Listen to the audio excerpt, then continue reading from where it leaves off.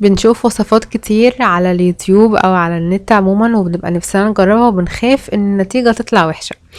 بس انا موجودة هنا، انا دايما بحب اجرب الوصفات واللي بتبقى طعمها حلو هي بس اللي بنزلها على القناة بتاعتي، واللي بتبقى ناجحة وانا ضمناها 100%.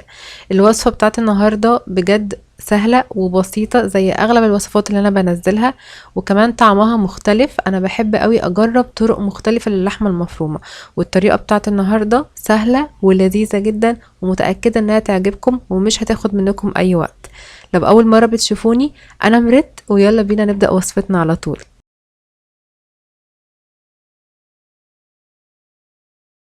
اول حاجة هحضرها هي الصلصة، وهي طماطم، بصل، وفلفل اخضر وشوية مية، وهسلقها على النار حوالي كده 10 دقايق. وبعد ما اسلقها على النار هضربها في الخلاط كويس قوي، وبعد كده هتكون جاهزة معايا.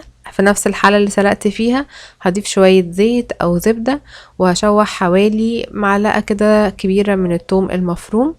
وبعد ما اللون بتاع التوم كده ياخد لون متغير شوية او ذهبي، هنزل بنص معلقة صغيرة من الكزبرة. وبعد كده هنزل بالصلصة اللي انا ضربتها في الخلاط. وكل ده انا شغالة على نار متوسطة. هسيبها بقى تتسبك على النار حوالي 10 دقايق بالظبط. وهحط عليها طبعا الملح وشوية فلفل اسمر ومعلقة صغيرة من السكر، مش هحط اي بهارات تانية. وهتتسبك بعد 10 دقايق.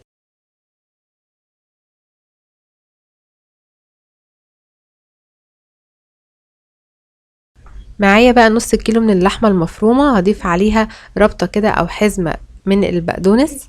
وبعد كده هضيف عليها حباية من البيض، وشوية من الثوم المفروم، ومعلقة كده من البصل البودر. وهضيف كمان معلقة صغيرة من السبع بهارات، ممكن نضيف كمان رشة قرفة بتدي طعم حلو.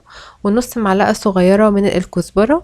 وضفت فلفل اسمر، ودي اختياري، ضفت شوية جبنة موزاريلا. وهضيف ربع كوباية من الحليب.